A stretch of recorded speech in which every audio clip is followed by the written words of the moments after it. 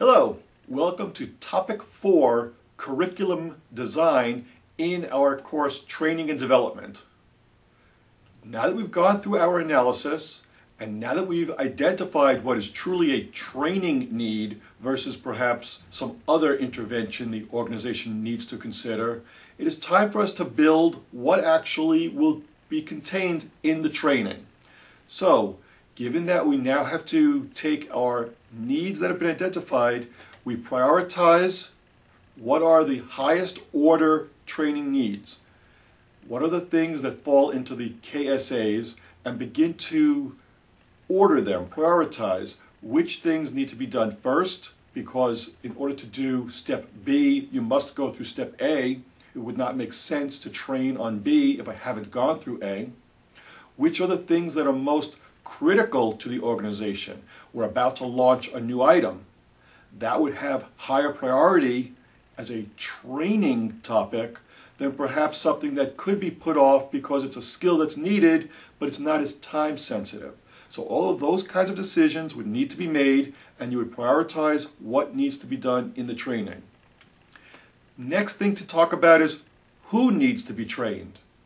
Will the training be provided to everyone in the organization, or is it not relevant to a good number of people? Is it just something that's to be done by a function or department because it's only a marketing issue? It's only an information technology issue, and it doesn't really impact other departments? Is it only going to be given to certain individuals, either by level, hierarchically, or perhaps because in our assessment we were able to determine employees 1 and 2 are proficient at the skill, employee 3 and 4 are not, therefore we're only going to train those that really need it, and so we'll train employees 3 and 4 of our department, but not 1 and 2. So we need to narrow down who is the training being directed at, what are their experiences, what's their current knowledge base or skill set. We don't want to start at a level that's too junior, too elementary for people if they do have a certain level of knowledge already at the beginning. On the other hand, you don't want to make the assumption that people are more proficient than they are, because all you're going to do is serve to confuse them, and ultimately you will still need to retrain them, because if they didn't get or understand the training because it started at too complex a level, they're not going to be able to integrate the skills into their current skill set.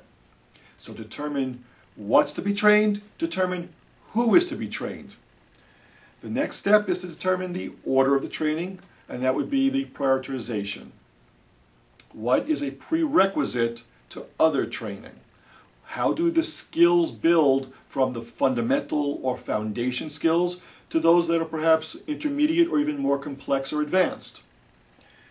The next thing to determine is when will the training occur? It doesn't make a whole lot of sense to train someone on a new computer system in July when in fact the computer system won't be released to the company until January. To go 5-6 months without being able to practice on the new application, use it, integrate it into how we do our jobs, much of what is trained will be lost as people return to the old ways of doing business. So you need to determine when training should occur, and ideally it should be as close to when the person will need to use the skill as possible.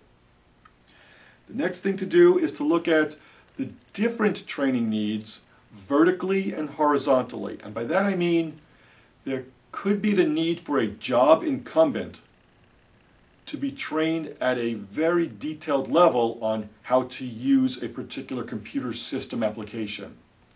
The manager will also need training, but they may not need the same training on that computer application. They may need an overview of what the benefits of that software application are. They may need to understand how to use the reporting functions of the computer application, but they don't necessarily have to be at the same level of expertise in how to manipulate or navigate through the system like their job incumbent subordinates. So that would be the vertical. You might need to train on the computer application for both hierarchical levels, but they would not necessarily receive the same training. The other way to look at this is horizontally. Perhaps we are going to be introducing a new email application into the company. Every employee needs to have training on how to use the new email application, but the people in the IT department perhaps need that training plus a whole lot more in order for them to properly manage the transactions and the data that flows back and forth, to be able to troubleshoot, to recognize security issues and breaches. So that's a horizontal example where everyone may receive some training, but some other departments may receive a whole lot more based on their responsibility and their function.